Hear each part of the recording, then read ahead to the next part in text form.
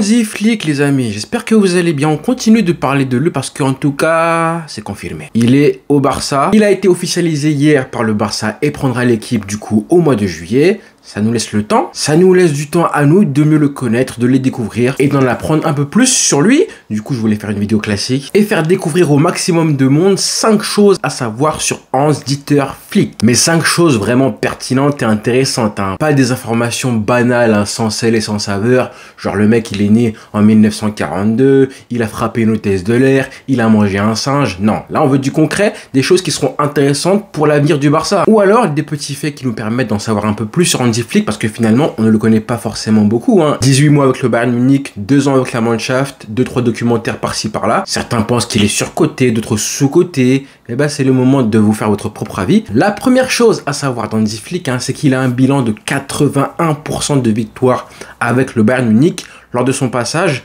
Alors vous allez me dire oui mais c'est le Bayern, c'est à relativiser, c'est la Bundesliga, etc. etc. Alors je suis allé vérifier justement.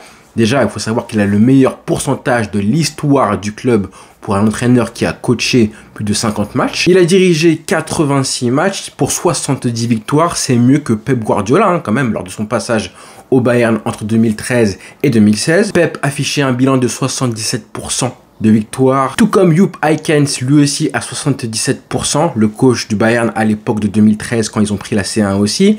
Carlo Ancelotti c'est 70%. Par exemple, Niko Kovac c'est seulement 69%. Lui c'est un bon exemple parce que c'est justement le coach qui était là juste avant Hansi Flick.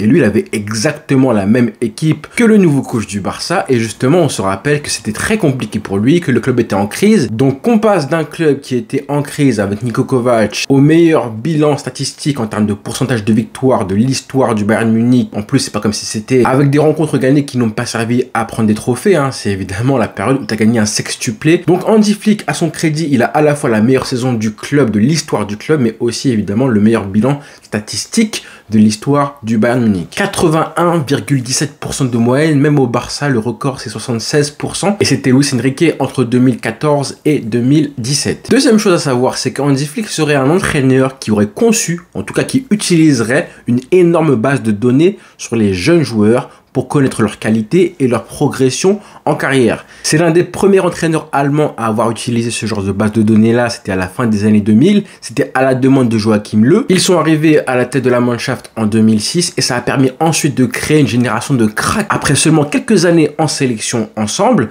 on se rappelle de la Coupe du Monde 2010 avec l'arrivée des jeunes, des pépites qui avaient tous 20, 21 ans, Mesut Özil, Thomas Müller, Jérôme Boateng, qui étaient déjà tous titulaires avec la Mannschaft pour la Coupe du Monde, alors qu'ils avaient tous 21 ans ou 20 ans pour Thomas Müller. Toni Kroos était déjà là à l'époque, il était sur le banc, mais il avait 19 ans dans l'équipe. Et ça, j'ai envie de dire que c'est bon signe pour les jeunes du Barça et de la Masia. La troisième chose à savoir sur Hansi Flick, c'est que c'est un spécialiste, même un mordu, un espèce de obsédé, presque un psychopathe de la tactique. Ça, on le découvre de plus en plus grâce aux images et aux documentaires qui sont consacrés à lui ou à son Bayern Munich ou à la sélection allemande, mais ce qu'on ne sait pas, c'est que ça a toujours été le cas. Même déjà avant d'être adjoint de Joachim Löw, on a même appris lors du Mondial 2014 que c'était lui qui s'occupait des séances de coups de pied arrêtés, car Joachim Löw n'aimait pas trop les travailler à l'entraînement et ne savait pas comment les travailler. Et c'est pour ça justement qu'il a remercié Hansi Flick juste après le match entre l'Allemagne et la France, le quart de finale perdu par les Bleus. En conférence de presse, Joachim Löw remercie Hansi Flick puisque l'unique but de la rencontre a été marqué par Mats Hummels de la tête sur coup de pied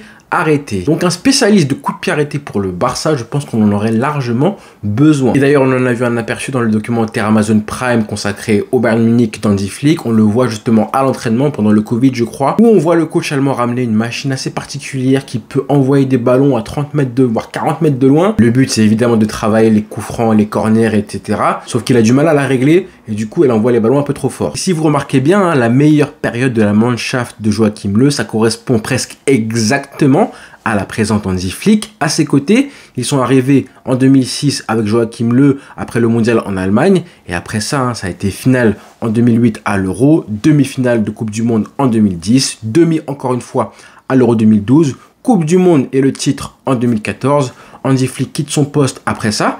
La Mannschaft va quand même en demi à l'Euro 2016 en France, mais après ça, ça a été très compliqué. Coïncidence, je ne sais pas. Quatrième chose à savoir, ou plutôt petit événement sur lequel je voulais revenir, c'est sur la lecture des matchs d'Hansi Flick. On connaît l'histoire de Portugal-Allemagne 2008 quand justement en plein Euro, Joachim Löw était suspendu et que c'est Hansi Flick qui a dû diriger l'équipe pour la rencontre. Victoire 3-2 contre les Portugais de CR7.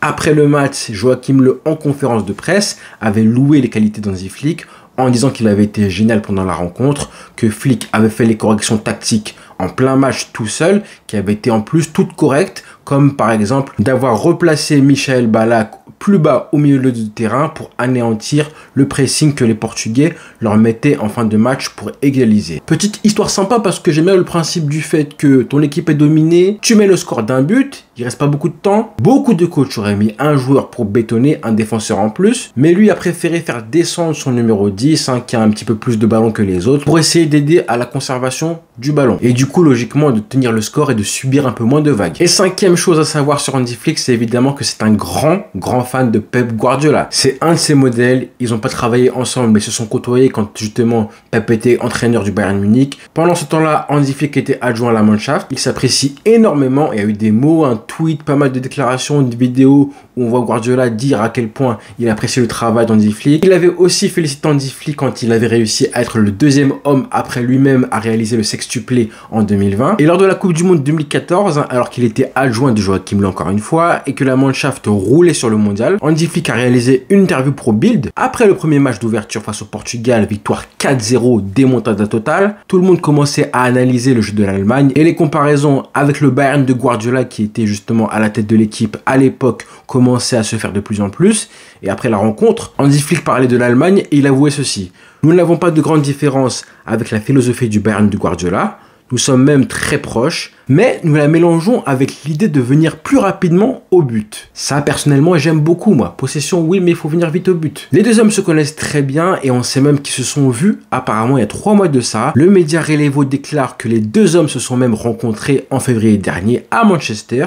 Hansi Flick aurait fait le déplacement en Angleterre pour assister au match Manchester City-Copenhague en Ligue des Champions et aussi pour demander à Pep ce qu'il pensait de coacher le FC Barcelone. Et apparemment, ce serait cette rencontre-là qui aurait vraiment fait pencher la balance et incité Hansi Flick à vouloir entraîner le Barça si jamais l'occasion se présentait. Je rappelle qu'on était quelques semaines après l'annonce de Xavi de son départ. C'était une petite vidéo pour vous donner un petit peu plus à manger des informations sur le coach Hansi Flick, sur la personne Hansi Flick. On a encore des sceptiques et c'est normal, on va pas s'enflammer. Il y a encore beaucoup d'inconnus sur le coach, sa tactique, son plan de jeu, son projet sportif et s'il est compatible avec le Barça. Mais encore une fois, une chose est sûre, on va découvrir plein de choses avec Hansi Flick. Donc voilà les amis, dites-moi en commentaire ce que vous en pensez, si vous avez appris des choses. Et pour les sceptiques, dites-moi si Hansi Flick est confirmé. Pas si vous êtes confiant qu'il va réussir, mais au moins que le choix de la Porta d'Hansi Flick est un choix validé. Donc voilà les frères, évidemment on s'abonne, on like la vidéo et rendez-vous très vite avec une vidéo qui je pense fera des heureux. En tout cas que beaucoup d'entre vous attendent, ce sera sur le mercato. Voilà les frères, bonne soirée à tous, ciao.